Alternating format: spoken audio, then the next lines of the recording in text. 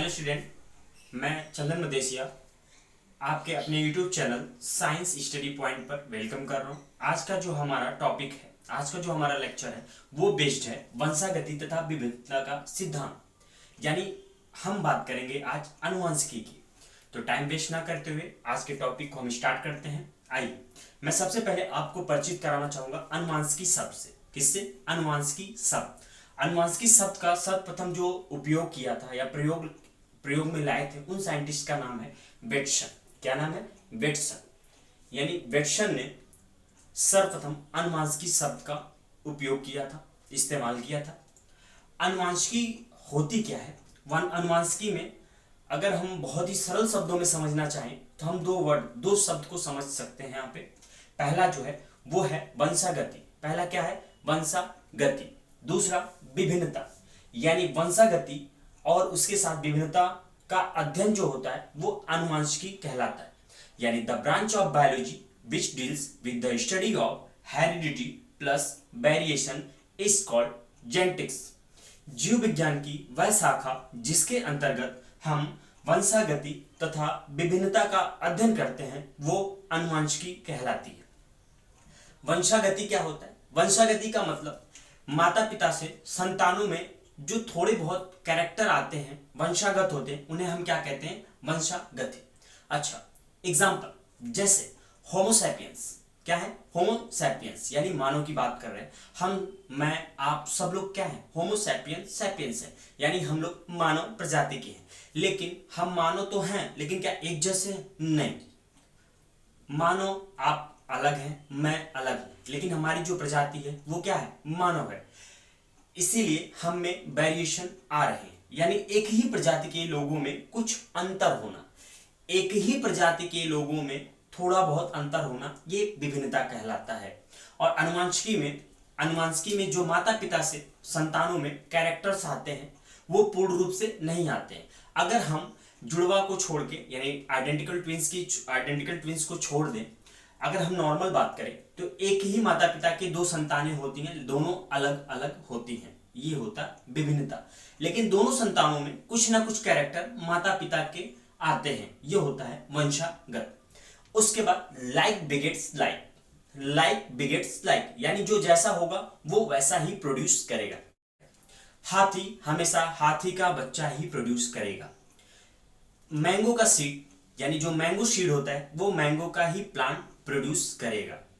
ऐसा नहीं है कि मैंगो का सीड आपने ग्रुप बोया और वो अमरूद का पौधा है, नहीं। लाइक बिगेट्स लाइक ये कहलाता है, यानी जो जैसा होगा वो वैसा प्रोड्यूस करेगा। अब हम बात करेंगे जेनेटिक्स में बहुत सारे साइंटिस्ट थे जिनका योगदान रहा, एक एक करके हम देखेंगे। सबसे पहले हम बात करेंगे ग्रेगर जॉन मेंडल की। किसकी बात करेंगे? ग्रेगर जॉन मेंडल, यानी father of genetics is called Gregor John Mendel.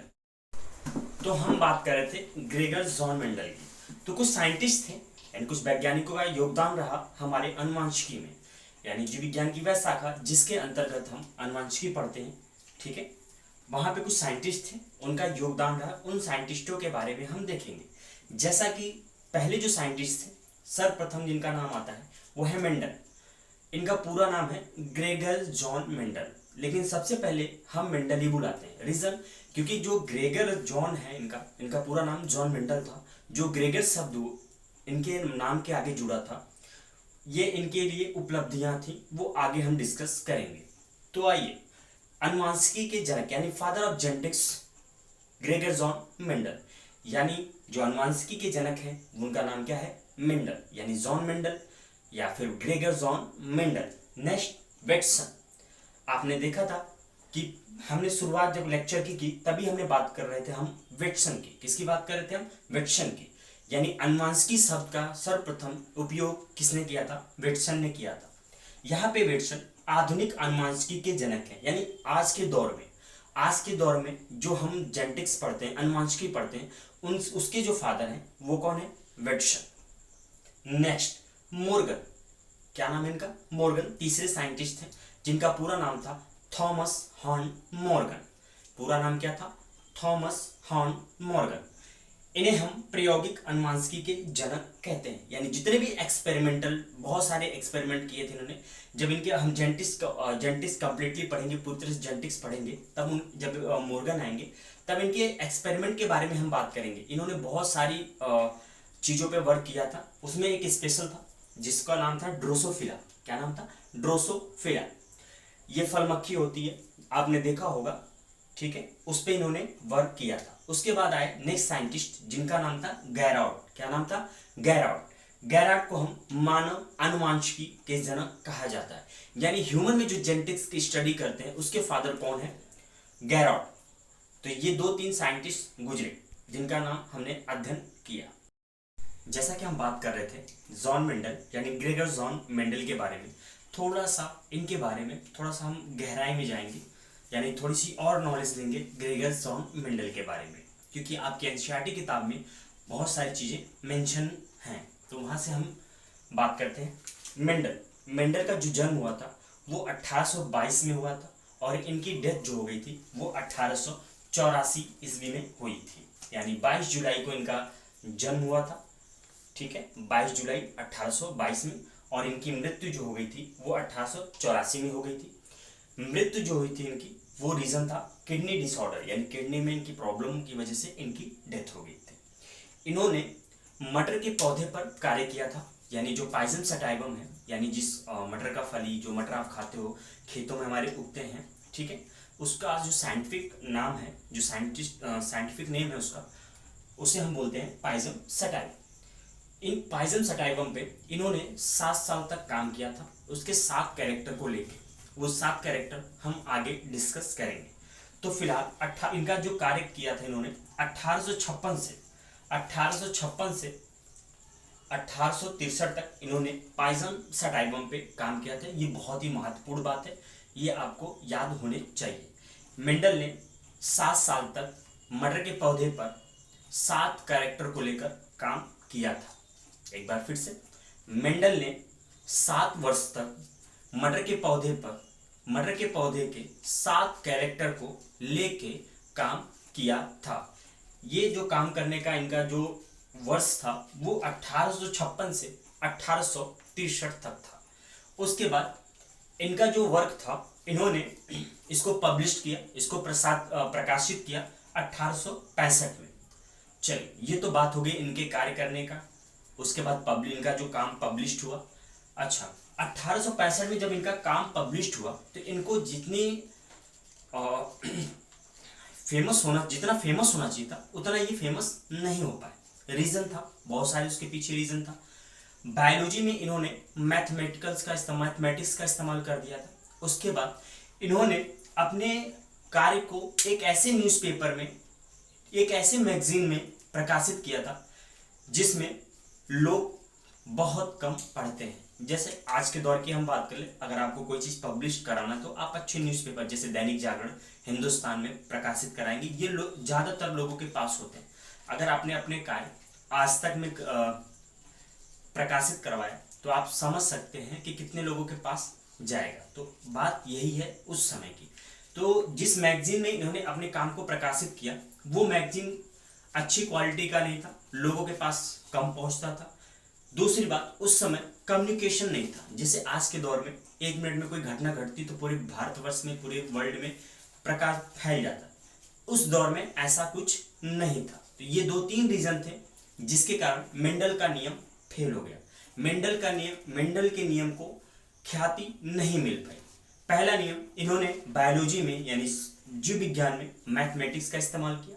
उसके बाद इन्होंने उस मैगजीन का उपयोग किया जो मैगजीन लोगों तक कम पहुंचता है। तीसरा, कम्युनिकेशन मतलब मोबाइल फोन्स या फिर जो भी डिजिटल चीज़ें थी उस दौर में नहीं थी। इस वजह से मेंडल का जो नियम था वो फेल हो गया। आगे हम नेक्स्ट लेक्चर में बात करेंगे कि मेंडल ने कौन कौन से नियम दिए थे, मेंडल ने कि जो 7 कैरेक्टर्स लिए थे वो कौन कौन से थे। तो ये आगे लेक्चर में बात करेंगे। फिलहाल हम अपने टॉपिक पे आते हैं। 1865 के बाद 1884 में जब इनकी मृत्यु हो गई, मृत्यु होने के 16 साल बाद यानी 1900 में, 19वीं शताब्दी में 3 वैज्ञानिक गुजरे। उन्होंने मेंडल के नियम को रीडिस्कवर्ड किया। आइए देखते हैं उन वैज्ञानिकों के नाम। मेंडल की मृत्यु के बाद, मेंडल के मृत्यु के 16 साल बाद मेंडल का जो नियम था वो फिर से प्रकाशित हुआ। अच्छा, मेंडल का जो नियम था आपने देखा वो फेल हो गया। रीजन थे कम्युनिकेशन था, गलत मैगजीन का चॉइस करना, गलत मैगजीन को चुनना, उसके बाद मैथमेटिक्स का इस्तेमाल करना। अच्छा, और एक चीज था, जिस दौर में मेंडल ने इन नियमों की खोज की थी, मेंडल ने ये जो काम करके नियम को खोजा था, वो उस दौर से बहुत ज्यादा आगे थे, यानी लोगों की समझ से परे थे। इस वजह से मेंडल के कार्यों को ख्याति नहीं मिल पाई थी। अच्छा, मेंडल जब मर गए, यानी मेंडल की जब डेथ हो गई, ग्रेगर जॉन मेंडल की डेथ होने के उन 16 साल बाद 1900 में मेंडल के नियम को फिर से रीडिस्कवर्ड किया गया, फिर से खोजा गया या रीडिस्कवर्ड किया गया, या मेंडल के नियम पे फिर से काम किया गया। हुआ क्या कि एक सम्मेलन हो रहा था, वहां पे बहुत सारे साइंटिस्ट आए जिन्होंने नई नई खोज किए थे। उनमें उस सम्मेलन में ये तीनों वैज्ञानिक पहुंचे, यानी कॉल्स पहुंचे, ह्यूगो डिब्रिज पहुंचे और एरिक वॉन ताशमान पहुंचे। ये साइंटिस्ट, कॉल जो थे वो जर्मनी के थे, ह्यूगो डिब्रिज हॉलैंड के थे, जबकि एरिक वॉन ताशमान जो थे वो ऑस्ट्रिया के थे। एक चीज और, जो एरिक वॉन थे ये मेंडल के देश के ही थे, यानी मेंडल भी ऑस्ट्रिया के ही थे।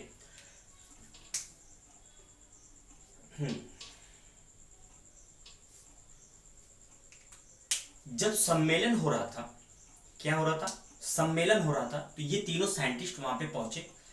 जब इनकी बारी आई, पहले कॉल जब स्टेज पे पहुंचे तो उन्होंने बताया कि मैंने ये फला फला वर्क किया है और मैं नई नई चीजें खोज के लाया हूं।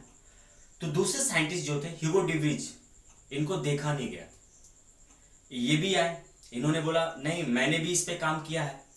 उसके बाद तीसरे साइंटिस्ट आए, यानी एरिक आए, इन्होंने भी बताया कि नहीं नहीं मैंने भी काम किया है। ये आपस में लड़ने लगे तो आखिर ये डिस्कवरी किसकी है। तो फाइनली वही हुआ, इन तीनों ने आपस में झगड़ा करते हुए फाइनली जो मेन बात थी उसको बताया। इन्होंने बताया कि ये जो डिस्कवर है ये आज की डिस्कवरी नहीं है, ये बहुत साल पहले की डिस्कवरी है। ये डिस्कवरी हमने एक मैगजीन में पढ़ा था, वहां से हम लेके आए हैं। तब लोगों को पता चला, जो दुनिया थी, लोगों को पता चला कि ये जो नियम की बात आज ये कर रहे हैं, ये मेंडल ने बहुत साल पहले बता दिया था। तब इन मेंडल के नाम के आगे ग्रेगर लगाया गया, तब उनका पूरा नाम हुआ ग्रेगर जॉन मेंडल। ये कहानी थी मेंडल के डिस्कवरी की, यानी रीडिस्कवरी की। उसके बाद अब हम बात करेंगे कि मेंडल ने पाइजम सटाइवा को ही क्यों चुना, पाइजम सटाइवम को ही क्यों चुना, आखिर क्या रीजन थे, आखिर क्या कारण थे कि मेंडल ने सिर्फ मटर के पौधे पर ही काम किया। ऐसा क्या रीजन था, और सारे पौधे थे, ऐसा क्या हुआ कि उनके दिमाग में सिर्फ मटर का पौधा ही क्यों गया, और सारे प्लांट्स थे उनके चारों तरफ, तो ये मटर के पौधे पर ही काम क्यों किया। अच्छा, मेंडल जो थे एक चर्च में पादरी थे, चर्च समझते हैं, हाँ क्रिश्चियन का, वहां पे ये पादरी थे। वहां पे ये जानते हैं जो पादरी होते हैं या फिर और धर्म के लोग अनुयायी होते हैं, वो लोग क्या करते हैं, जहां पर रहते हैं अपने खाने पीने की चीजें उगाते हैं। तो मेंडल ने भी अपने खेत में, पास के कुछ जमीनों को खेत बना रखा था, वहां पे इन्होंने पाइजम सटाइवा को यानी मटर के पौधे को बोया था। वहीं से ये ऐसी कोई सोची समझी बात नहीं थी कि मेंडल सिर्फ पाइजम सटाइवा पे ही काम करेंगे। ये सडनली हुआ, उनके दिमाग में आया और उन्होंने इस पे काम करना शुरू कर दिया। तो अब आगे हम देखेंगे रीजन कि मेंडल ने क्यों पाइजम सटाइवम को ही चुना। आइए हम बात करते हैं मेंडल ने अपने प्रयोगों के लिए मटर के पौधों को क्यों चुना और किस तरह से वो सक्सेस हुए, यानी सफल हुए। ये कहिए लक बाय चांस ही हुआ कि उन्होंने मटर के पौधे पर काम किया और उन्हें सफलता मिली। ये कह लीजिए कि किस्मत उनके साथ थी, किसके, मेंडल के साथ। इसलिए आप भी पढ़ाई करते रहिए और जीवन में पढ़ते रहिए, आपका भी किस्मत साथ देगा, अब बिल्कुल जरूर देगा और आपको आपकी मंजिल जरूर मिलेगी। आइए, मेंडल ने अपने प्रयोगों के लिए मटर के पौधों को क्यों लिया। ठीक है, आइए। पहला रीजन था मटर के पौधे में बहुत सारी कॉन्ट्रास्टिंग ट्रेट्स थे, यानी उसमें बहुत सारे विपरीत लक्षण थे, यानी बहुत सारी इसमें वैरायटी थी।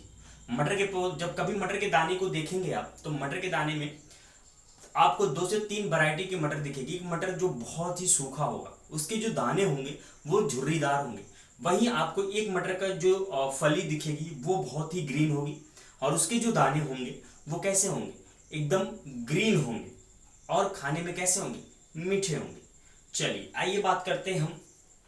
मेंडल ने जो पाइजम सटाइवम पे काम किया था, उसमें क्या थे, बहुत सारे, यानी मेंडल एक साथ कई वंशागत लक्षणों को अध्ययन कर सकते थे। पाइजम सटाइवम में बहुत सारे लक्षण एक साथ एक पीढ़ी से दूसरे पीढ़ी में वंशागत होते थे, इसका इनको बेनिफिट मिला। दूसरा, मटर का जो पौधा होता है वो बहुत ही शॉर्ट टाइम पीरियड का होता है, यानी बहुत ही छोटे जीवन काल का होता है। अगर सपोज दैट आप मानिए, अगर इन्होंने मानव के ऊपर काम किया होता, यानी ह्यूमन के ऊपर काम किया होता, तो सोचो ये वर्क करते करते खुद गुजर गए होते, यानी ये बहुत ज्यादा कितनी पीढ़ियों का अध्ययन कर पाते, 1 2 3, इससे ज्यादा तो नहीं कर पाते। लेकिन 7 साल में सोचिए इन्होंने 14 से 15 पीढ़ियों पे काम किया था मटर के पौधे पे, और ये करने में सक्सेस हो गए। क्यों? रीजन था मटर का जो पौधा है, यानी पाइजम सटाइवम जो होता है, उसका जो शॉर्ट टाइम पीरियड होता, ये रीजन था। तीसरी बात, इसमें पॉलिनेशन होता है, परागकण। क्या बनता है? परागकण, यानी इसमें प्राकृतिक स्वपरागण होता है, यानी सेल्फ पॉलिनेशन होता है, या अपने आप परागकण होता है। उसके बाद इसमें दूसरी कैटेगरी ये थी कि आप इसमें क्रॉस पॉलिनेशन करा सकते हैं, यानी अपने हाथों के द्वारा जो एंथर होता है, एंथर स्टिग्मा को मिला सकते हैं, जिसके कारण इसमें संकरण की संभावना उत्पन्न हो गई। अच्छा, जब संकरण की संभावना होगी, जब संकरण की संभावना होगी, तब नई नई चीजें आएंगी। इसमें स्वपरागण और क्रॉस पॉलिनेशन होता है, ठीक है। क्रॉस पॉलिनेशन होने से एक बेनिफिट है कि इसमें संकरण हो पाएगा, और जब संकरण होगा तब नई नई चीजें, नए नए कैरेक्टर्स डेवलप होंगे। ये सबसे बड़ा बेनिफिट था इनका, मेंडल का। उसके बाद इन्होंने जो एक्सपेरिमेंट किए थे, इन्होंने जितने भी एक्सपेरिमेंट किए थे उसका बायोडाटा इन्होंने बखूबी लिख रखा था। कहने का मतलब, इन्होंने स्टैटिकल मैथमेटिकल टूल्स का इस्तेमाल करते हुए बायोलॉजी में जितने भी एक्सपेरिमेंट हुए थे, चाहे वो F1 जनरेशन हुआ, चाहे F2 जनरेशन हुआ, ठीक है, चाहे पेरेंटल जनरेशन हुआ, ये जो शब्द आप सुन रहे हैं, F1 generation, F2 generation, parental generation, ये हम नेक्स्ट वीडियो में बात करेंगे इसके बारे में। तो इन्होंने जितने भी एक्सपेरिमेंट कर रखे थे, सारा डाटा इनके पास अवेलेबल था। उसके बाद लास्ट बट नॉट लीस्ट, अपने प्रयोग में मेंडल ने बहुत सारे मटर के पौधे लिए थे। मेंडल ने बहुत सारे नमूने लेकर, पाइजम सटाइवम के बहुत सारे नमूने लेके उस पर काम किया था। ये सबसे बड़ा इनका रीजन रहा कि ये सक्सेस हो पाए।